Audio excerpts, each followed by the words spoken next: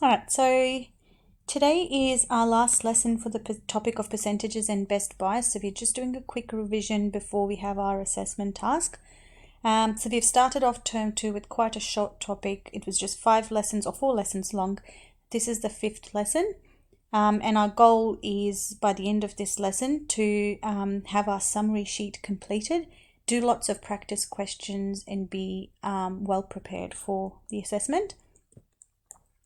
So if I can get you all to copy down the goal, which is I will practice my knowledge and add notes to my summary sheet on percentages and best buys, and make sure you rate your effort and knowledge.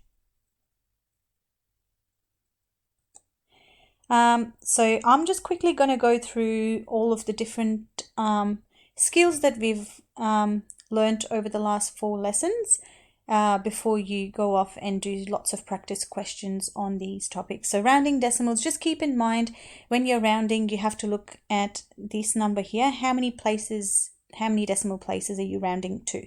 So if it's 1 decimal place, then that means you want 1 number after your decimal. And then to determine if this number is going to stay the same or change, you look at the number that comes after it.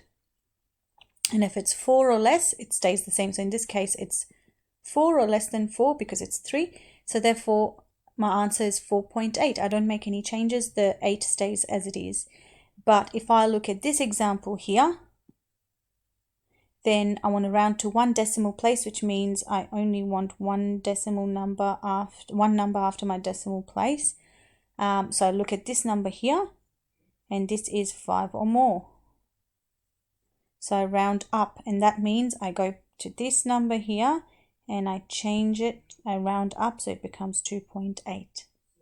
So we do exactly the same thing, but in this case I'm rounding to 2 decimal places, which means I want 2 numbers after my decimal place.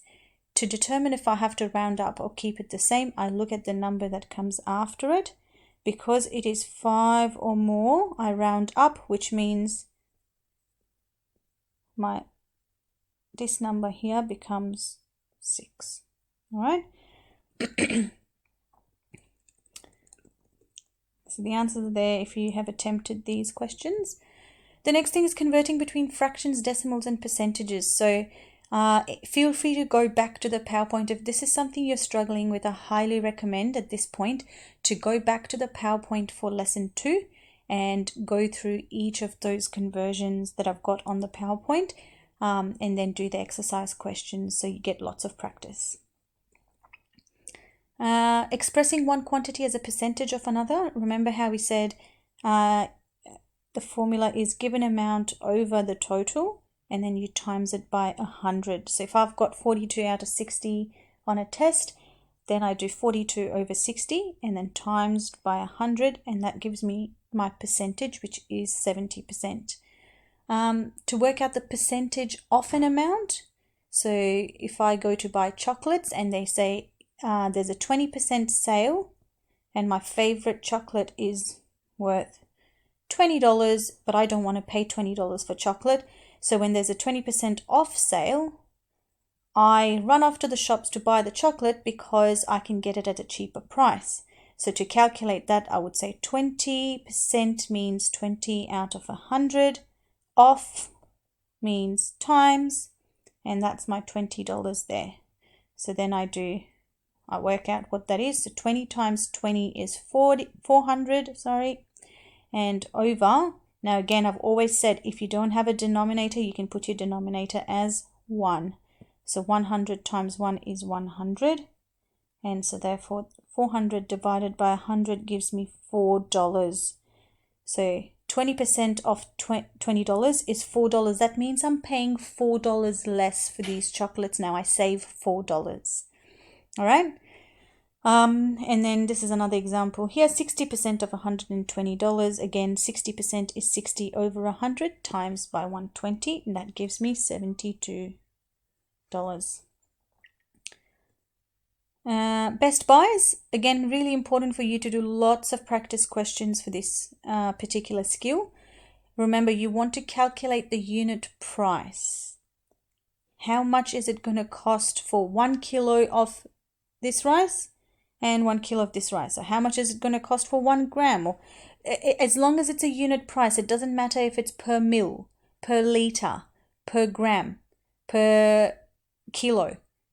At the end of the day, you're doing your calculations and you want your unit price to be per whatever that unit is, liter, milliliter, gram, kilogram, and then that way it's easier to compare the two prices.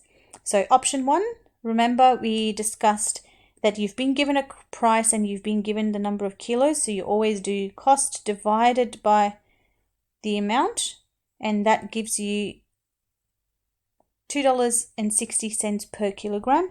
And then option 2, again, I divide cost by the amount and I get $3.99 per kilogram.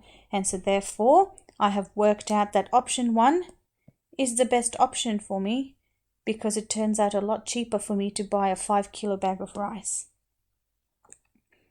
So the last thing you need to do, please remember you need to complete your summary sheet. Feel free to add more things to the summary sheet as you work through the exercise questions as well. But by the end of this lesson, I need everyone to take a picture of your summary sheet and send it to me on Microsoft Teams. So you can either send it to me via direct message or you can put it on our maths page that we have. But I need everyone to send me a picture of your summary sheet so that way I know that you're well prepared for your upcoming test. And quickly do a goal review for me as well, so make sure you re-rate your effort and knowledge. Thank you.